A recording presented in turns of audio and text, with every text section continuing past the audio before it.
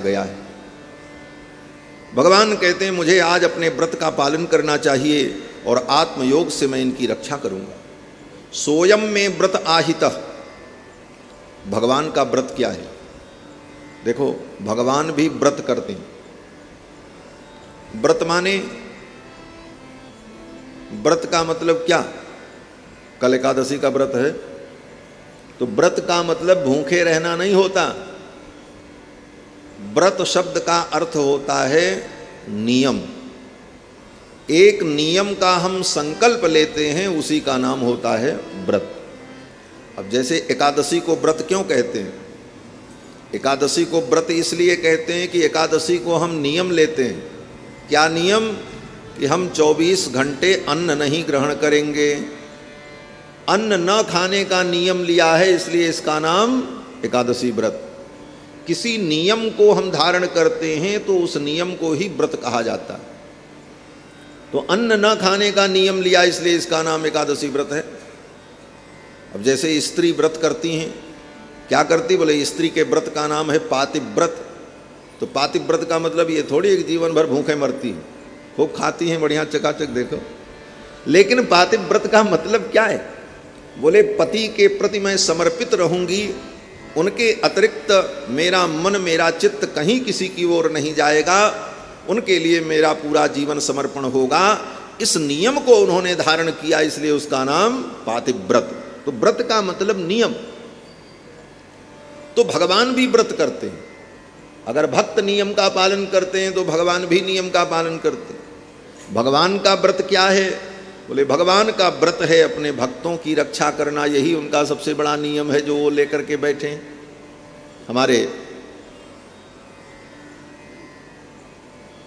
आचार्य भगवत पाद श्री रामानुजाचार्य ब्रह्मसूत्र के भाष्य में मंगलाचरण में ही जब भगवान की स्तुति करते हैं तो कहते हैं कि अखिल भुवन जन्मस्थेम भंगादिलीले बिनत विविध भूत ब्रात रक्षैक दीक्षे।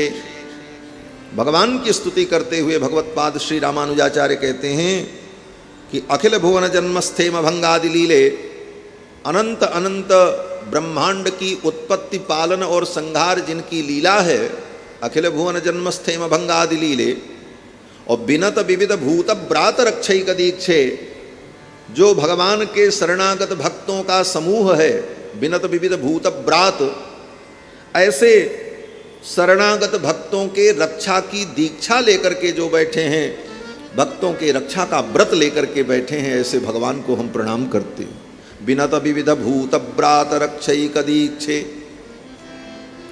और वो भगवान कौन है? बोले श्रुति शिरसि विदीप्ते।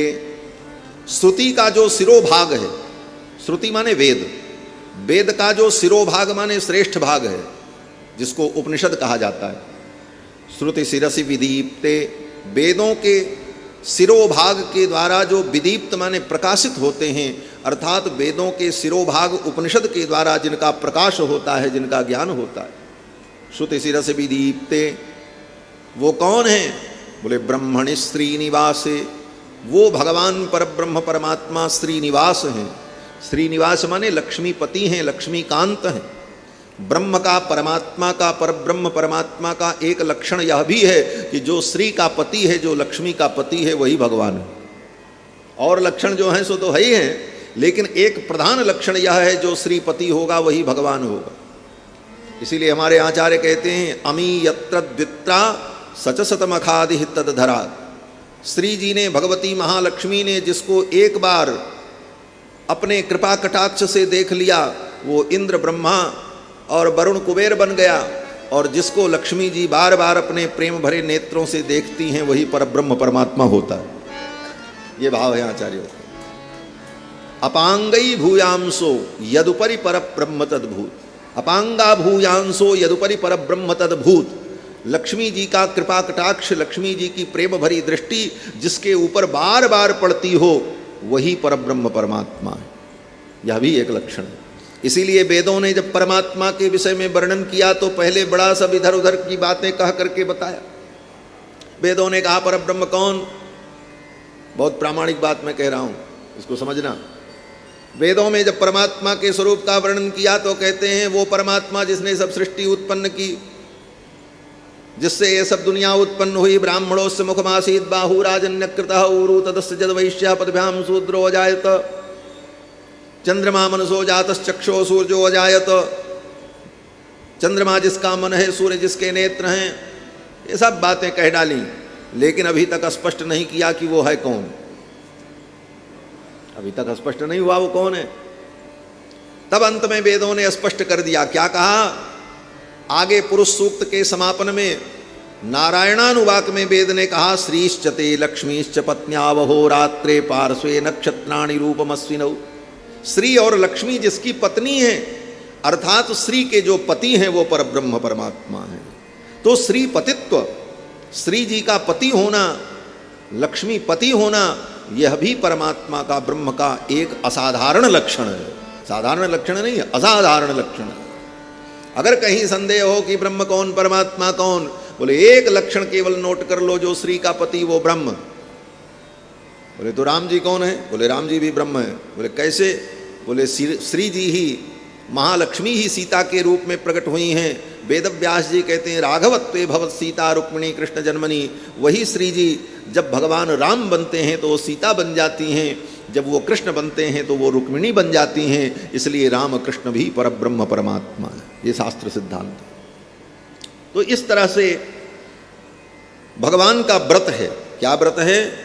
विनत विविध भूत व्रात रक्षैक दीक्षे। जो अपने शरणागत भक्तों की रक्षा का व्रत लेकर के बैठे हैं। ब्रह्मणि श्री निवासे, वो कौन है? बोले श्रीपति हैं, श्रीकांत हैं। ऐसे भगवान में भवतुमं परस्मिन सेमुषी भक्ति रूपा, ऐसे भगवान में, परमात्मा में हमारी सेमुषी, सेमुषी माने बुद्धि, बुद्धि को कहते हैं सेमुषी। तो हमारी बुद्धि जो है वो भक्ति रूपा हो जाए, हमारी बुद्धि भगवान के चरणों में लग जाए और हमारी बुद्धि भक्ति रूपिणी हो जाए।